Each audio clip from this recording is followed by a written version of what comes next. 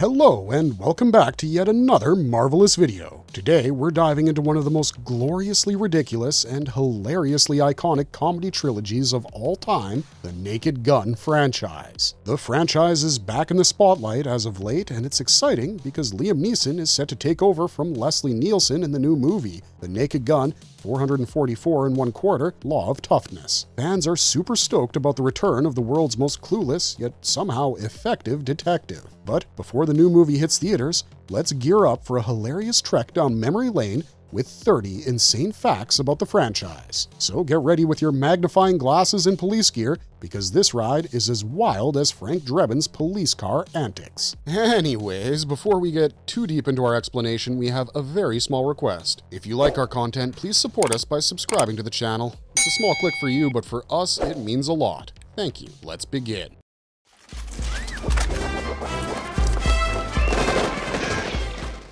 Why did Police Squad last only 6 episodes before becoming a film franchise? You might be interested to learn that before The Naked Gun was a blockbuster film series, it started as a short-lived ABC TV series called Police Squad. And the series didn't have Priscilla Presley or Ricardo Montalban, and definitely no O.J. Simpson. But people who have watched the show have stated that these 30-minute episodes were still a lot of fun, even if some of the jokes felt a bit old or questionable. Only 6 episodes aired back in 1982, so either people just weren't into it yet, or maybe it was more of a movie kind of idea. The show is set in a big metropolitan city, and it's a nod to police dramas from the 50s and 60s, especially M Squad, and shows produced by Quinn Martin. Leslie Nielsen plays Detective Frank Dreban, a dedicated cop who plays it by the book. Alan North plays Dreban's boss, Captain Ed Hawken. If you go watch the TV show and then the first Naked Gun movie, you'll see that the movie has better humor, gags, and settings. The bigger budget and more time allowed the filmmakers to create a more fun and complete comedy-filled environment. Plus, some of the best jokes and gags in the film are actually reused from Police Squad. After being cancelled, TV Guide ranked it number 7 on its list of shows that were cancelled too soon.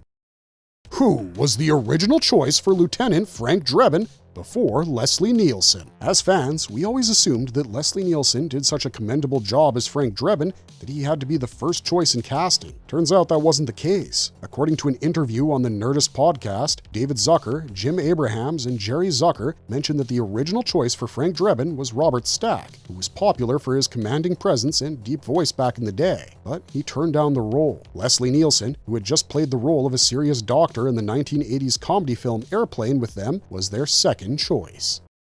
Which dramatic actor insisted and campaigned to spoof himself as Captain Ed Hawken? George Kennedy, who played the role of Captain Ed Hawken, had always wanted to collaborate with ZAZ, i.e. David Zucker, Jim Abrahams, and Jerry Zucker. By that time, Kennedy was a serious Oscar-winning actor, but he couldn't resist the chance to play Captain Ed. He said it was, and I quote, the most fun he'd had in Hollywood. In his memoir, Kennedy mentioned a moment where he was meeting ZAZ at their Paramount office. He saw a newspaper headline that read, "Legless boy cartwheels downhill to save dad." After a pause, they all laughed, which created a bond between them. Kennedy initially got the chance to play Lloyd Bridges' role in Airplane, but couldn't take it because he was busy with the Airport series. In the DVD commentary, David Zucker mentioned that the studio also wanted an Oscar winner to be a part of the show and to play one of the major roles. Truly, it was meant to be.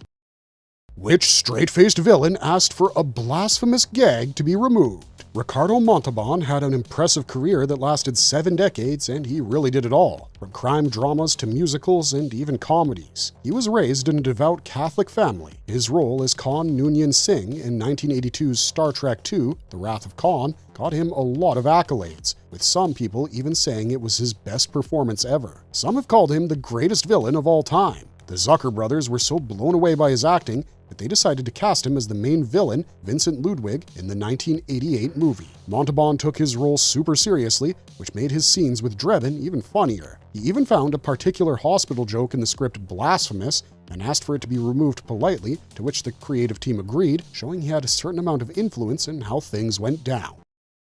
Which professional Queen Elizabeth II impersonator appears in the first film? Jeanette Charles initially had a tough time kicking off her acting career because she looked so much like the Queen. Instead, she worked as a secretary for a while, but everything changed in 1972 when people started noticing her striking resemblance to Queen Elizabeth II. She was really talented at her job, and she worked hard at it too, like studying the Queen's voice and how she looked. Charles began showing up as the Queen at trade shows and corporate events. After that, she built up a pretty awesome career in TV and film, and by the time she retired in 2014, she was considered one of the best lookalikes in the business. Jeanette played Queen Elizabeth II in the first Naked Gun back in 1988 and appeared in a bunch of other films too, like Secrets of a Super Stud from 76, The Ruddles' All You Need Is Cash from 78, National Lampoon's European Vacation in 85, and Austin Powers in Goldmember in 2002. Believe it or not, foreign governments would even hire her to stand in for the Queen to help officials practice for state visits. Charles believed in the monarchy and turned down offers that she thought would reflect poorly on the Queen and on herself. One time, she was even invited to an event with Queen Elizabeth, the Queen Mother, and she refused to attend until she got confirmation from Clarence House that the Queen Mother would not be upset. Which musician's cameo leg turned purple after repeated takes? Weird Al Yankovic. Yankovic, famous for his funny songs that poke fun at popular music, had a quick role as a thug where he holds the cops at gunpoint. Yankovic shows up in all 3 movies in the trilogy, but this is the only one where he doesn't play himself. In this memorable scene, he shouts, "Okay, pigs, say your prayers," just before an oblivious Frank bursts through the door and knocks him to the ground. Yankovic mentioned that it took over 20 takes to nail that scene, and by around 16, his leg was pretty banged up and had turned a nice shade of purple. The stunt coordinator suggested that he wear some padding for that. He also joked about how O.J. Simpson felt bad for him during filming. Who was supposed to be an extra but became a special cameo? Weird Al Yankovic's cameo was a dream come true for him. The ABC TV show Police Squad was his all-time favorite series, no matter how short it was, so just getting to be an extra would have made him super excited and thrilled. When the Zuckers found out how much he loved the show previously, they created a special scene for him on the plane. What's more interesting is that he would often surprise his dates by taking them to the movie without telling them he'd be starring in it. He always said that they were totally shocked when they saw him on screen. Plus, he made sure to rock the same Hawaiian shirt he wore in the film. Super fun anecdote. Which network demanded a laugh track on Police Squad, and what happened? When ABC aired Police Squad in 1982, the network was confused and worried about how unusual the show was. They didn't know what to do with it. The network often changed their time slots so no one could find it because it didn't have what the other shows at that time had. Most sitcoms on network TV had a laugh track, either added later or recorded with a live audience. ABC executives expected Police Squad to have a laugh track too. They thought audiences needed a signal for when to laugh, especially for a show that was so fast-paced and quirky. However, ZAZ refused to use a laugh track because it didn't fit their style of comedy. Their humor focused on timing, subtlety, and how well viewers paid attention. It wasn't about simple jokes with setups and punchlines. They were often layered, unpredictable, and visual, which one needed to see and experience to get the full joyride. A laugh track would have interrupted the flow and made it harder for viewers to notice background jokes or respond as they watched. Which MLB team refused to be mentioned in the baseball climax, but which teams were mentioned? In the 1988 film Naked Gun, the filmmakers wanted to make the baseball game scene as funny as possible by using a real major league game with actual announcers, players, and the lively atmosphere of a stadium. They planned to feature the Los Angeles Dodgers since the movie was filmed in LA and used Dodger Stadium. However, the LA Dodgers did not allow their name or branding in the film. Why? They felt that the movie's outrageous slapstick parody, which included silly gags like on-field chaos, player arrests, and umpires doing moonwalks, didn't match the professionalism they wanted to uphold. In short, the Dodgers didn't want to be linked to what they saw as a mockery of baseball. Because of this, the filmmakers decided to switch things up. Instead of going with the Dodgers, they looked into other teams like the Milwaukee Brewers and the Minnesota Twins, but those didn't pan out because of some complications or scheduling conflicts. Ultimately, they settled on the California Angels and the Seattle Mariners, two real MLB teams that were down for the film's comedic vibe. This choice let them create one of the most ridiculously memorable climaxes in comedy history. Which 60s sci-fi actor spoofed his own Twilight Zone role in the sequel? In the 1991 movie, The Naked Gun 2.5: The Smell of Fear, there's a brief, deliberate moment that will delight classic science fiction fans by veteran actor Lloyd Bochner. One can call it a clever self-parody. So, in the movie, he plays a scientist at an important energy policy meeting and he appears briefly holding a book, but strangely, he shouts, "It's a cookbook." To most viewers, this probably seems like a strange joke typical of the Naked Gun's unusual style of humor. However, for fans of the Twilight Zone, it's a funny reference to one of Bochner's most famous roles. In 1962, Lloyd Bochner starred in a well-known episode of the Twilight Zone series called To Serve Man. In this episode, Bochner plays a government cryptographer trying to decode a book titled To Serve Man, which is brought by friendly aliens called the cameoeds. The aliens say they've come to help humanity with problems like hunger, war, and energy shortages. But in a surprising twist at the end, Bochner's character reveals that the book is actually a cookbook, meaning humans are meant to be served as meals. That's a pretty clever reference by ZAZ, don't you think? Which failures appear in the Loser's Bar photo montage in film 2? In 1991's The Naked Gun 2.5: The Smell of Fear, there's a super funny montage sequence where Frank Dreban recalls his breakup with Jane. It's set to dramatic music and has all these slow, sad visuals, but in true ZAZ style, it's not just about their relationship falling apart. It turns into this over-the-top look at everything else that was going wrong at the time, making it even more ridiculous. The film contrasts typical romantic montage images with infamous historical failures, suggesting that Frank and Jane's breakup ranks among humanity's worst mishaps. So what exactly was featured in this Loser Bar's montage? First, it shows the Hindenburg airship accident in 1937. Next is the sinking of the RMS Lusitania during World War I in 1915. It also covers the 1906 San Francisco earthquake, which measured 7.9 in magnitude, along with the Ford Edsel, which failed because it didn't meet market needs and had issues with branding and design. Finally, it also included the early 1990s Hubble Space Telescope, which had a manufacturing defect that caused blurry images, hurting its public image. Using real historical disasters for laughs and twisting them into hyperbolic metaphors for everyday personal issues was an amazing move, and I think we all laughed along.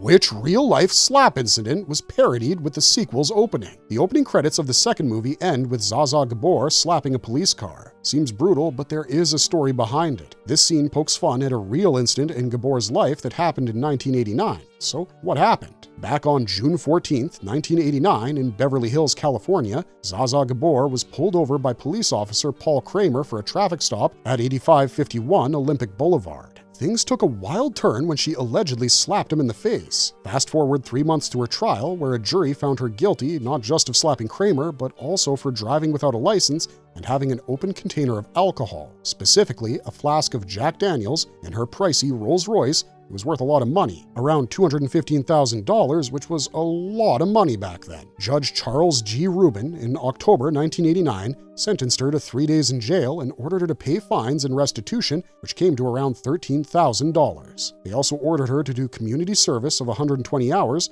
and instructed her to get a psychiatric evaluation done. A year later, around June 1990, Gabor dropped her appeal against the conviction and agreed to serve her sentence. However, she refused to complete the community service and ended up serving her 3 days in jail from July 27th to the 30th in 1990.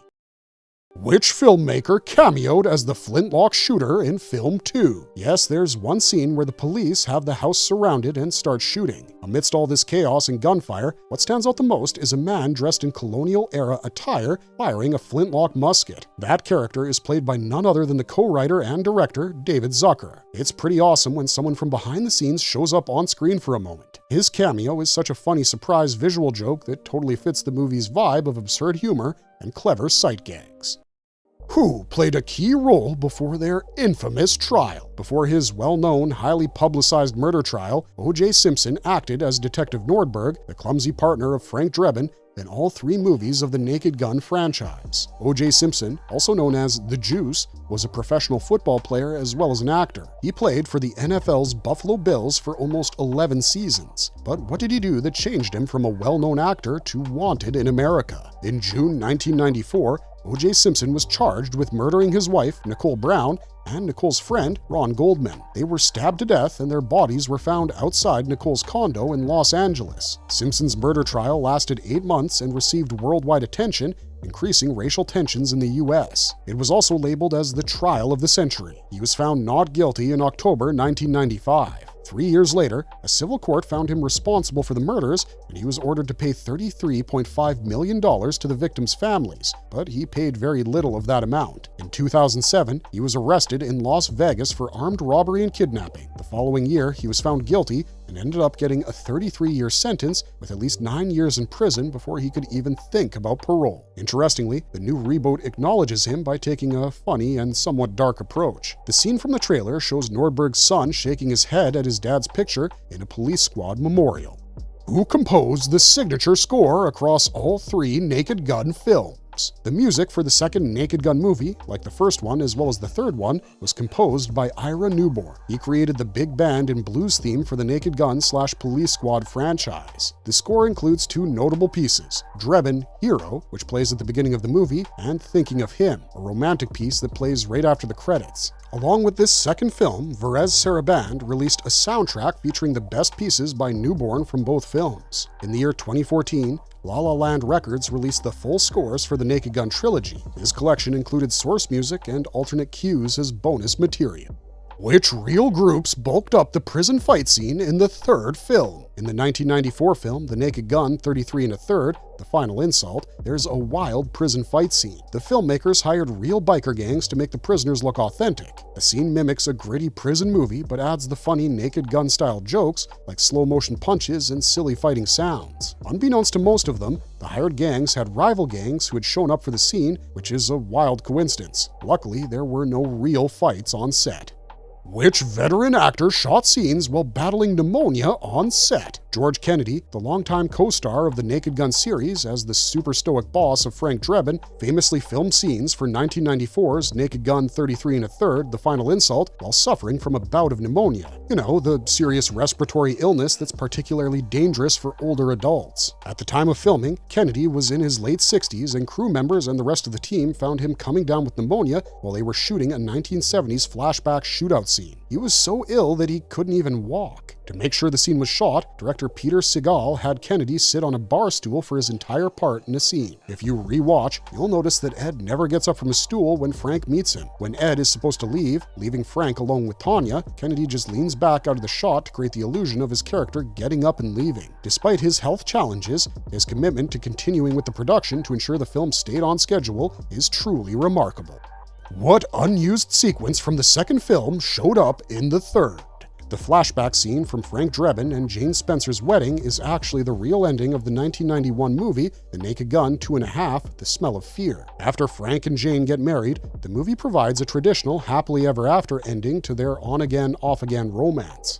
As some of you might have seen throughout the movie, Frank deals with the emotional problems from his breakup with Jane, and the story partly focuses on rekindling their relationship amidst the chaos. The original script and footage included a proper romantic ending with a classic wedding, tying the story neatly together. Unfortunately, they didn't use this scene in the second movie, but they did include it in the third. Apparently, there was another scene with Frank, Jane, and Frank Jr. arriving at their house, which was the original ending for the third film. However, the creators thought the actor playing Frank Jr. wasn't funny enough, so they chose the hospital ending instead and placed this scene in the middle of the movie.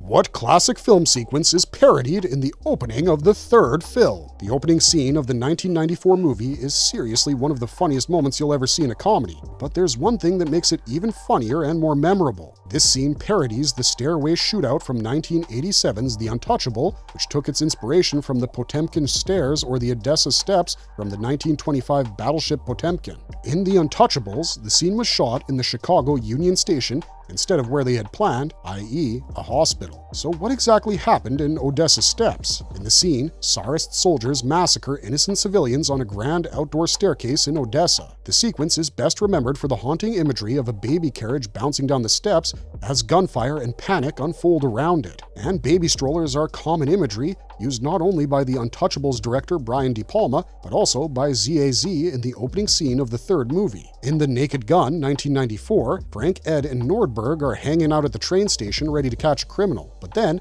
they have to jump in and help some moms with their baby strollers. You can guess what happens next when they finally run into the bad guy. It's total chaos, especially when the baby strollers start tumbling down the stairs. You have to really check out this scene to get the full laugh. What led to the lawsuit over the third film's poster parody? So what actually happened was that Annie Leibovitz, who is a professional portrait photographer, published in August 1991 a famous photograph of Demi Moore on Vanity Fair's cover, which was taken when Moore was 7 months pregnant. This photo gained a lot of attention and led Paramount Pictures to create a parody as part of their promotional campaign for the third movie. In this parody, they superimposed Leslie Nielsen's face over the body of a pregnant woman, making it look similar to Leibovitz's photo. Paramount ran this ad nationwide, prompting Leibovitz to sue for copyright infringement. At the trial, the Southern District of New York decided that Paramount's use was fair, and when it came to the appeal, the United States Court of Appeals for the Second Circuit also agreed with this decision. The court looked at the 4 factors of fair use. They found that although Paramount's photographer borrowed heavily from Leibovitz's composition, the parodic intent and lack of market harm meant the use was fair. Even though Annie claimed she deserved licensing fees for the photograph, the court ruled that parodies typically earn little or no licensing revenue. Is it true that the Naked Gun franchise borrowed from classic films? A lot of classic movie scenes have been taken by ZAZ and given a funny spin. One of them is Priscilla Presley's grand entrance as Jane Spencer, where she descends a beautiful staircase at a fancy party. This scene occurs in the first movie, and the scene highlights Jane's beauty, evoking the classic arrival of a femme fatale from an old detective or noir film. This exact moment was inspired by a similar scene from the 1975 noir remake Farewell My Lovely, starring Robert Mitchum as Detective Philip Marlowe and Charlotte Rampling as an alluring femme fatale. In that scene, Rampling makes a stunning descent down the stairs, enchanting both Mitchum and the audience, a scene that became iconic in noir storytelling. However, in true Naked Gun fashion, ZAZ adds a comedic spin. Just when everyone admires Jane's graceful descent, she slips and falls to the floor in a hilarious pratfall, completely ruining the glamour they had just built up. Another such scene is when Frank Dreban tries to stop an assassination attempt on Queen Elizabeth II, also in the first film. This classic scene was inspired by the 1973 political thriller The Day of the Jackal, directed by Fred Zinnemann. In that movie, a slick assassin known only as the Jackal is out to kill French President Charles de Gaulle, and the plot revolves around the tense chase to stop him. ZAZ took that serious assassination thriller and turned it into a hilarious comedy of errors.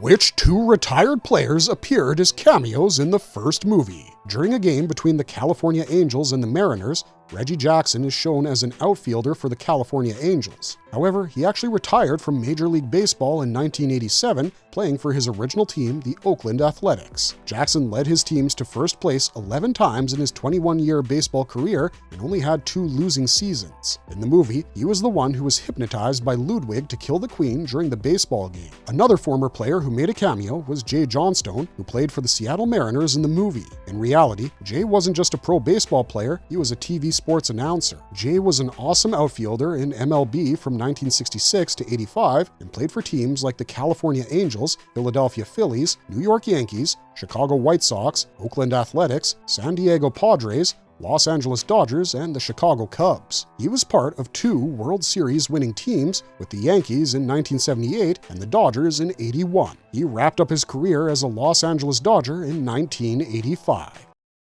Which dramatic performer was originally eyed for Jane before Priscilla Presley? Bo Derek was initially offered the role of Jane Spencer in the film because she was known for her comedy movies, which made her a popular sex symbol. However, she turned down the part. The producers wanted an actress who could deliver a more serious performance, similar to Leslie Nielsen's earlier work before he starred in Airplane, after which they chose Priscilla Presley. Although she was mostly known for serious roles and was new to comedy, the producers believed she could enhance the film's deadpan humor. Since Priscilla had acted in Dallas before, her transition to comedy went well, even though Zucker joked that Elvis's visits to the set caused some interruptions. When she first arrived on set, she found some comedic elements challenging. The team advised her to focus on the straightforwardness of Nielsen's character and to approach her role like she would have in Dallas. It's hard to imagine what would have happened if she had not been cast in this iconic role. Whose final on-screen role was in the 1988 Naked Gun movie? John Houseman was a talented Romanian actor, director, producer, and writer who earned an Academy Award for his incredible work. He was the one who made an uncredited cameo as a driving instructor in the first Naked Gun film, which was his last appearance before he died. He's best known for his role as Professor Charles W. Kingsfield, Jr. in the 1973 film The Paper Chase and the TV series of the same name, for which he won a Golden Globe as well as an Academy Award. He also made a cameo in the movie Scrooged, which featured Robert Goulet as well, also one of his last appearances. Before becoming an actor, Houseman was nominated for an Academy Award for producing Julius Caesar. He rose to fame for working with director Orson Welles, starting from their time in the Feudal Theater project and continuing through the production of Citizen Kane. He had a successful career as a producer in both theater and film. There's no end to his contributions to the film industry, as he was not only the founding director of the Juilliard School, he also co-founded the acting company. Sadly, he passed away on October 31st, 1988 from spine cancer in Malibu, California, just before the release of Naked Gun. Which tongue-in-cheek visual gag nods to vinyl culture in sequel titles? Before digital streaming and CDs became popular, vinyl LP records were the main way to listen to full-length music albums. These records spin at 33 1/3 revolutions per minute, or RPM, and the term 33 1/3 became well known with this format. By naming the third film Naked Gun 33 1/3, the creators were making a visual joke, suggesting the sequel is like a long-playing comedy record where the laughs just keep coming. The original subtitle was Just for the Record, which directly connected to the vinyl joke and legal terms. However, it was changed to The Final Insult to make it easier for audiences to understand and to give it a funnier feel. This change also showed how the film pokes fun at typical Hollywood sequel patterns. It proved once again that even the titles in the Naked Gun series are part of the humor. Which real-life failure later proved successful but was mocked in film too? Remember that montage sequence at the Loser Bar we talked about earlier? It shows how the creators used stories of famous failures to mirror Frank's feelings as he remembers his breakup with Jane. One of the clips features the Hubble Space Telescope, which NASA launched in 1980. When it first went into operation, they realized that the primary mirror had been ground incorrectly, making the images blurry. This mistake, also known as spherical aberration, really messed up the telescope's performance, and it happened during the testing phase of the mirror's production. But the good news is they fixed the optics during a servicing mission called the STS-61 in 1993. Hubble is actually the only telescope designed to be repaired in space by astronauts, and over the course of 5 space shuttle missions, they managed to fix, upgrade, and replace various systems on the telescope. So what started as a big failure turned into a huge success story in the end.